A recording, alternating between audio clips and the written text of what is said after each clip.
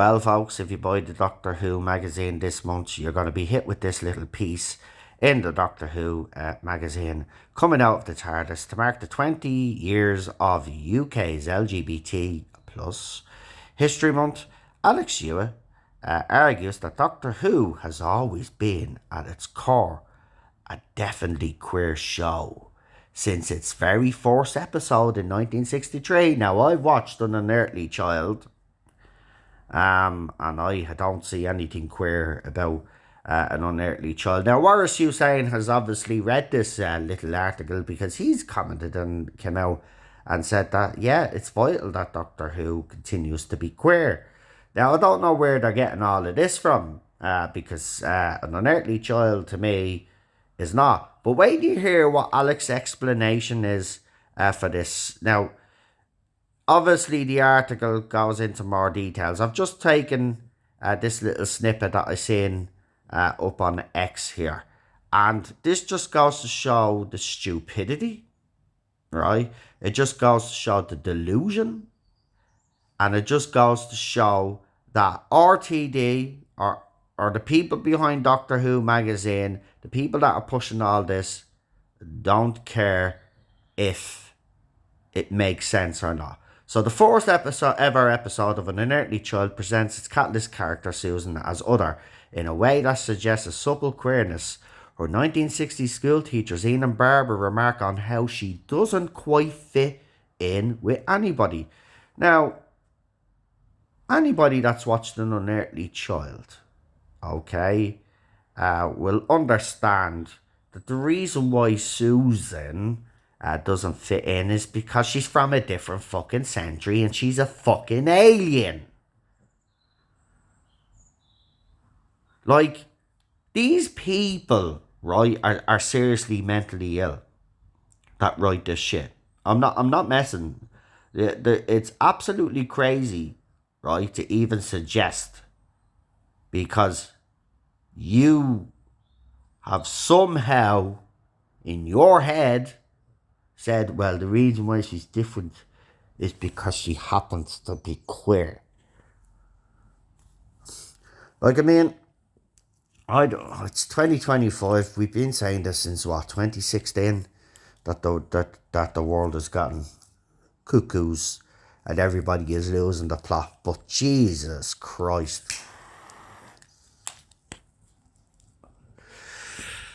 Susan was not queer.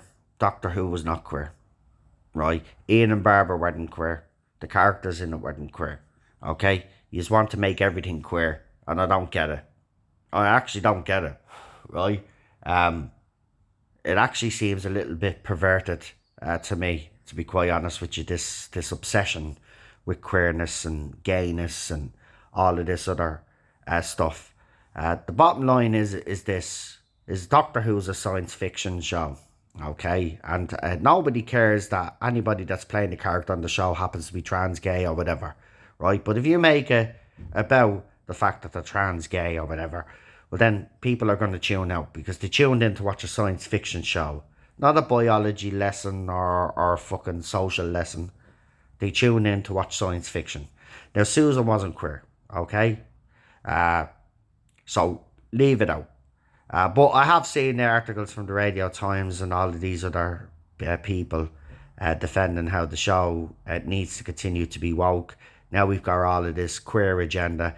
And I believe a narrative is being set up so when Disney Plus, if it does come out that Disney Plus is pulled out, then they can use this narrative as a reason why the show wasn't a success, because fans wouldn't accept the queerness of Doctor Who and all of this other stuff. Just like they said we didn't accept Jodie Whittaker and the feminist agenda. Do you remember they started setting up a narrative when she was leaving, when they knew that she was actually gone?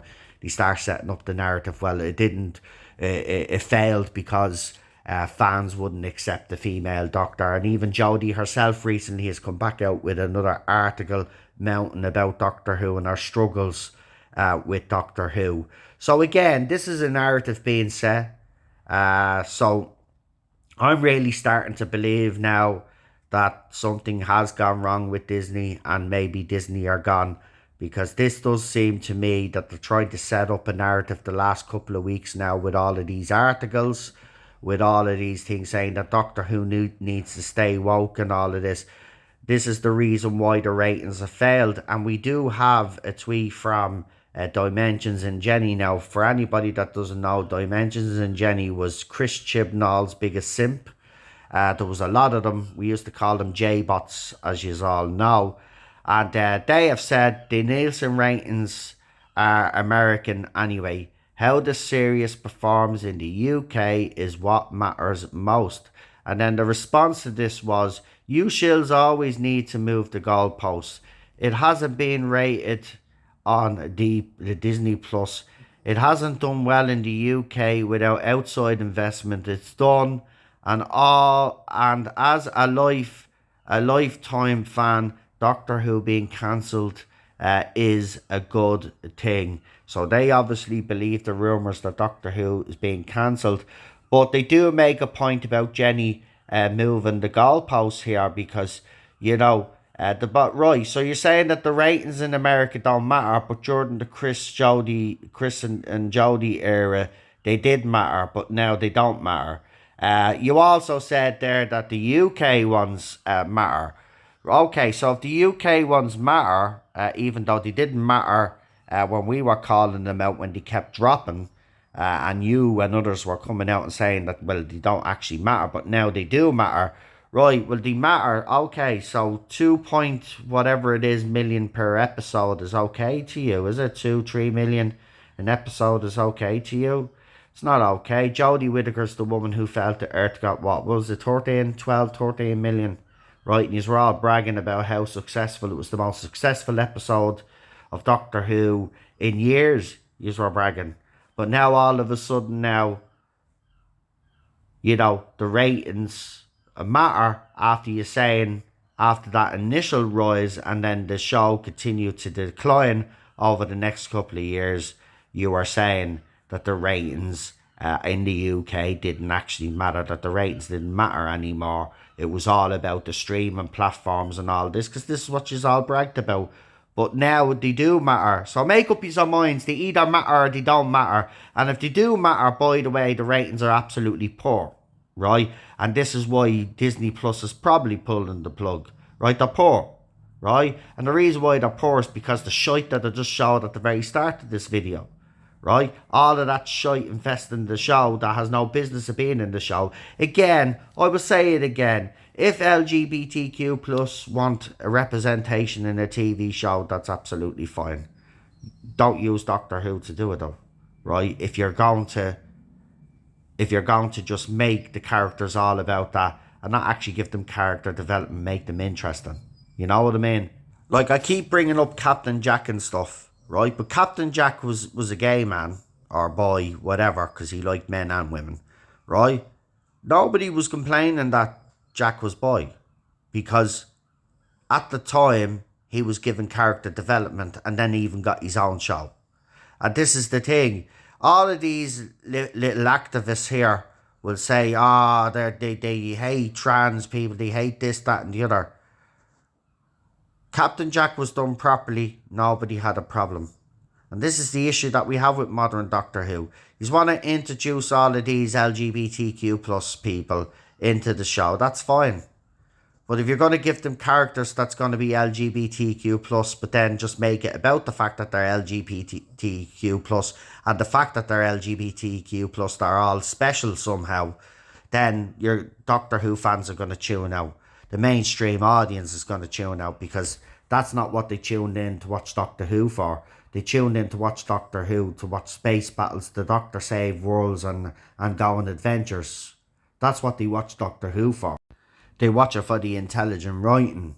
They watch it for the clever plot lines. You know, clever stories. That's what they watch Doctor Who for. And this is why Doctor Who has struggled. You know, 1 minute ratings do matter, next minute they don't matter to these people. Right, the bottom line is ratings do matter, and they've always known deep down that ratings do matter. And the show is struggling in the ratings. But rather than accept that, and rather than accept what is responsible for it, they'd rather turn the blame on fans and accuse fans of being bigoted, accuse fans of being this, that and the other, rather than face the the situation and actually say, do you know what, they have a point. Maybe we need to go back to basics with Doctor Who. But these people will never learn, right? And the Alex Hewitts of the world, they will continue to write crap as long as they're allowed to do that. Doctor Who needs to be taken back by the fans, and it needs to be made for the fans again. This show wouldn't have an audience, right, if it hadn't been written well in the past. And that's why it got fans like myself and people over the years, whether they lived in Ireland, England, wherever it was in the UK, right, tuned in to casually watch Doctor Who as well. Right, there was a time, as I said, during the 50th anniversary year and a little bit beyond that, where Doctor Who was at its most greatest point, I believe, in terms of the fandom being proud of it, the show being, topping charts all over the place. Remember, this show up a few years back was topping charts all over the place, right? This downfall hasn't been actually a long downfall, right? It's only been a few years. I think people forget that. It's not been even that long. That's how quick this downfall has been. How fast the decline has been as well. Like, it's been absolutely, mind-boggling that a show can go from having the near consistent audience that I had to now struggling to even get 2 million to tune in to watch. Anyway, look, like the feminist stuff, this isn't going to stop, right? And they're going, you're going to have people in BBC, you're going to have all of these people connected to Doctor Who wondering why the show is struggling. And the answer is there right in front of them, but they don't want to face it. Because they don't want a backlash from all of these fans either. They're not fans really, but they just don't want a backlash from them either, because then they'll be accused of being the names that they call us, and they don't like names, right? They like dishing names out to people, but they don't like being called names themselves. So they just keep pushing this fucking stupidity until the show is run into the ground. And we're nearly there, folks. The show is nearly on its last legs anyway. So, it's not going to last too long if it continues under the same vein. Anyway, I'm going to leave it there for now. As I said, there's plenty of stuff to talk about in relation to the show, the fandom, the journalists, everything. It's just, and they seem to be ramping it up, I've noticed, as I said, because I think they're trying to get an art, because they did it the last time. I even said it when Jodie Whittaker was actually, when it was made official, and I saw all of the narrative being set up. This is the reason why it failed. It's because of the fans. They wouldn't accept the female Doctor. And this is what you're going to get when this fails. You're going to get, the British public, the fandom, are all a bunch of homophobes and transphobic and all of this other nonsense. And that's not true. That's not true at all. The bottom line is that, as I said, if you're going to bring actors and actresses in that identify as any of those things, well then, if you're going to make their characters the same, don't make it about that. Characters have to have more than their sexuality or their pronouns. Like, people aren't defined by labels, but the left seem to want to define people by labels. And people are so much more than being gay, lesbian, bisexual, trans or whatever, right? It's more deeper than that. Human beings are more complicated than that, right? It's not as easy as putting a label on everybody, right? And this is what's disgraceful about this whole thing, and disgraceful about society as a whole anyway. That we've become very superficial, or the left have, in the way that they do things. They want to put labels on everybody and stuff. And I'm just sick and tired of it all now. It's time to make Doctor Who great again. And yeah, don't care if you don't like the old Trump reference, right? But it's time to make Doctor Who great again. If not, if it does go off air, well then, as I said, people like that, people like the Alex Hewitt's of the world and all of these other journalists, as I said, these are all responsible. Not only the showrunners and all of these fans as well. These are all responsible for the downfall of this show, and you should all hang yous our heads in shame, to be quite honest with you. Anyway, guys, let me know what you think. I'm going to leave it there for now. Don't forget to like, share, and subscribe, and I will talk to you very soon for the next one. Thanks.